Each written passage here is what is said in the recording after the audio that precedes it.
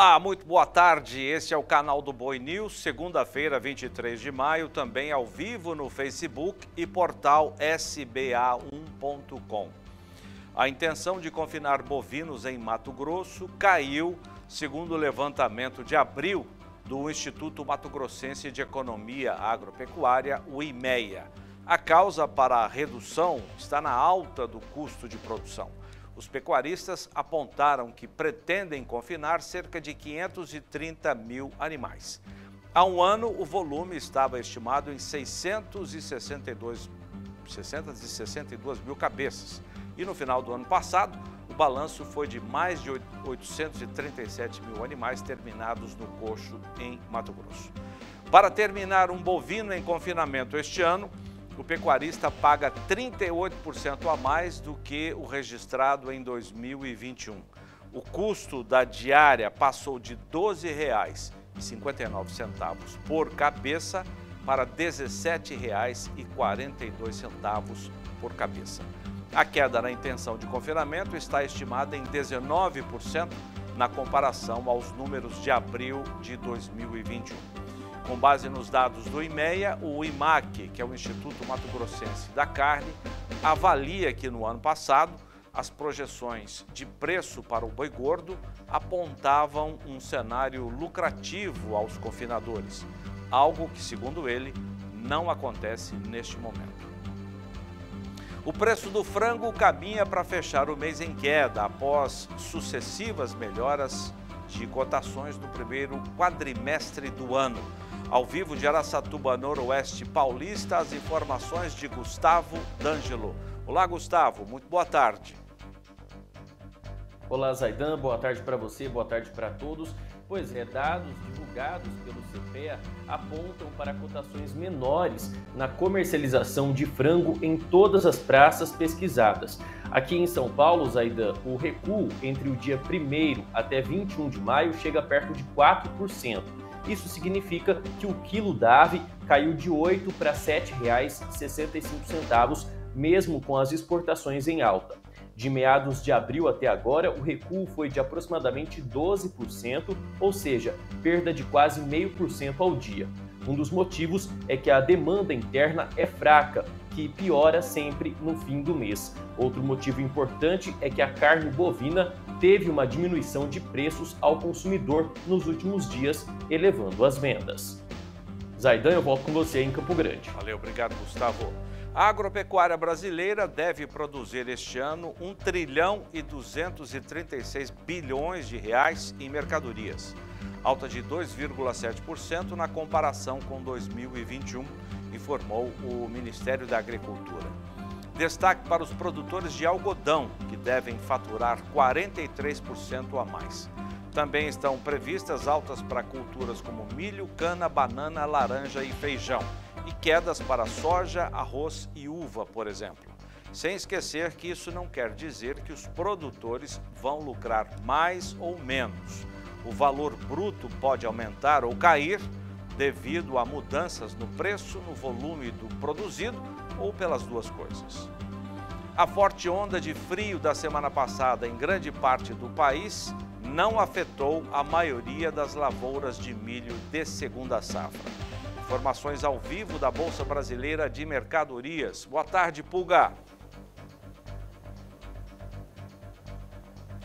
Boa tarde a você, boa tarde a todos. Segundo os técnicos do CPEA, esse fenômeno climático, essa onda de frio que atingiu a região sul do país, teve intensidade muito baixa e moderada, não deve resultar, segundo os técnicos do CPEA, do Centro de Estudos Avançados de Economia Aplicada, lá da Universidade de São Paulo, em grandes quebras de produção. Diante disso, os agentes ouvidos por pesquisadores do CPEA voltaram a se mostrar otimistas em relação à segunda temporada para o milho.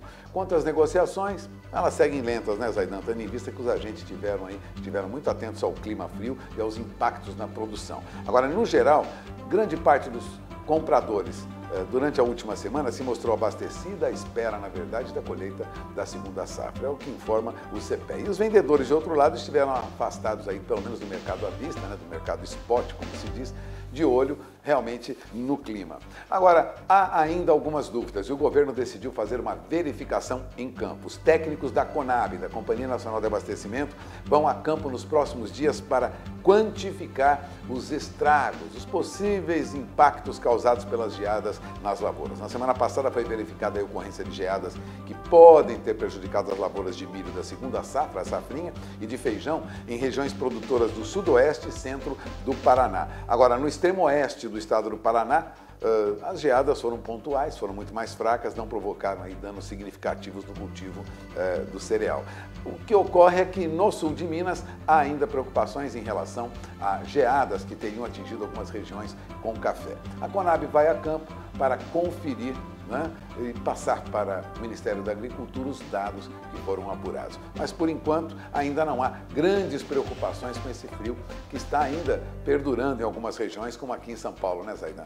Mas, de qualquer maneira, o governo está em cima da informação. É com você. Valeu, obrigado, Pulga. Agora a previsão do tempo. Boa tarde, Julian Marques.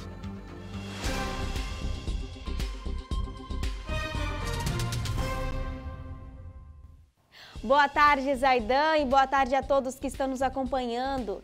E um cavado localizado entre o Mato Grosso do Sul e o Paraná fecha o tempo no extremo sul do estado sul-mato-grossense.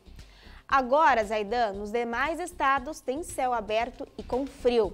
Em relação a essa friaca, ela ainda continua. Claro, não tão gelada como nos últimos dias. Na região sul, um cavado também entre o Paraguai e o Paraná causa a formação de nuvens e tempo nublado na faixa oeste paranaense. No sudeste, sem grandes mudanças na condição do tempo, tem céu aberto e frio por toda a região. A possibilidade de geada é baixa por lá. Um tempo mais nublado é esperado no Espírito Santo. Na região nordestina, o dia segue com chuva volumosa, alcançando altos volumes na costa leste.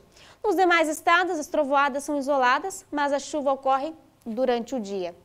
Finalizando com o norte, as trovoadas se tornam mais isoladas na região, mas ainda chove bastante entre o Amazonas e Pará. Zaidan, é com você. Obrigado, Julian. Perto de completar 2 anos desde o lançamento, o programa Sentinela, que fiscaliza as fronteiras do Rio Grande do Sul, monitorou mais de 4.000 animais no primeiro trimestre deste ano. Ao vivo de Cruz Alta, noroeste do Rio Grande do Sul, Paulo Andrei traz as informações para a gente. Boa tarde, Paulo. Boa tarde, Zaidan. Boa tarde a todos que acompanham o canal do Boi News. Uma ótima segunda-feira para todos. Então, exatamente próximo de completar 2 anos de implementação aqui no estado do Rio Grande do Sul, a gente fala sobre a importância então do projeto Sentinela, que tem como objetivo monitorar toda a área de fronteira do estado com a Argentina e Uruguai. Durante esse primeiro trimestre, então, foram percorridos mais de 13.000 quilômetros em toda a jornada e promoveram aí 15 operações, fiscalizando precisamente 4.857 bovinos, 594 ovinos e 233 equídeos. Vistoriaram também 64 propriedades e realizaram 778 ações de educação sanitária, uma vez também que o Rio Grande do Sul comemora aí sendo o estado livre da febre aftosa, sem vacinação, e a importância do monitoramento de entrada e saída correta de animais. De acordo com o coordenador do programa Sentinela, o fiscal estadual agropecuário Francisco Lopes, do total de bovinos fiscalizados nos primeiros 3 meses do ano, 1.751 apresentavam irregularidades e 668 foram apreendidos e 177 foram das propriedades de gado de corredores, né? Aí o pessoal que estava transportando gado e não estava com a documentação, enfim, toda a questão legal, né, de acordo com o necessário. E 18 animais, foram sacrificados. Agora, então, no próximo dia 8 de julho, completa aí 2 anos do programa Sentinela, destacando a importância desse trabalho junto aos produtores e às fronteiras do estado do Rio Grande do Sul, tomando todos os cuidados aí das exigências fitossanitárias aqui do estado, Zaidan. Valeu, obrigado, Paulo. Durante 5 dias, a capital do país sediou na semana passada a maior feira de tecnologia e inovação do agronegócio do Centro-Oeste, a Agrobrasília. O evento, que terminou neste sábado, movimentou números expressivos. Segundo a organização da mostra, o público presente ficou na casa de 120 mil pessoas. 500 empresas e prestadores de serviços participaram do evento em estandes. A organização mantém a estimativa inicial de um movimento de 3 bilhões de reais em negócios. Se confirmado, será um recorde. O resultado, segundo a organização, será observado ao longo de 6 meses. Goiás lidera o ranking dos maiores produtores de sorgo do país. Uma estimativa feita pela Conab mostra produtividade 4% maior no estado na comparação a 2021. Ana Paula Bellini. Além de ser o maior produtor do país, Goiás pode responder este ano por 43% do total produzido no Brasil em 2021, com 1,3 milhão de toneladas. A região Centro-Oeste, a maior produtora de sorgo, com 51,9% da produção nacional, teve sua estimativa aumentada em 3,8%. De acordo, então, com o 8º levantamento da safra de grãos 2021-2022, divulgado pela Conab, em Goiás foi identificado estresse hídrico em boa parte das lavouras, principalmente as semeadas mais tardiamente, fato que pode impedir o alcance máximo do potencial produtivo.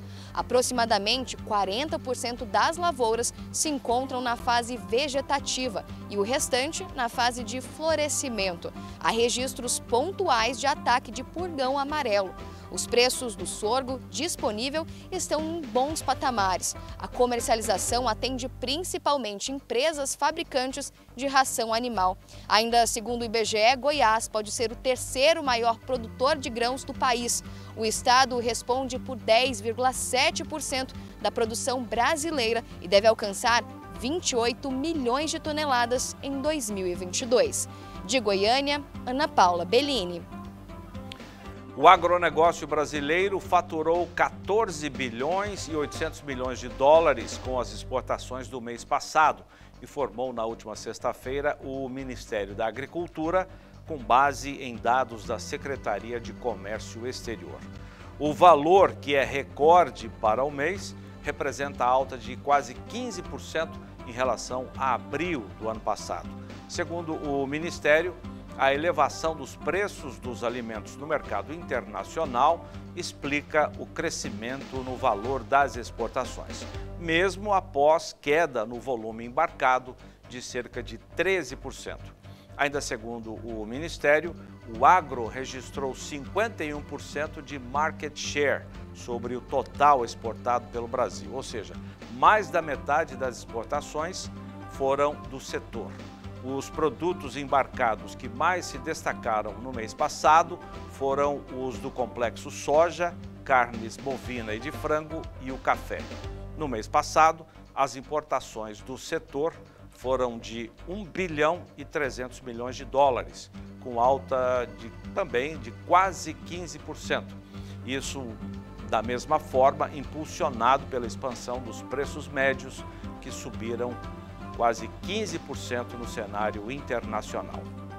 O canal do Boi News termina aqui. Muito obrigado pela sua audiência.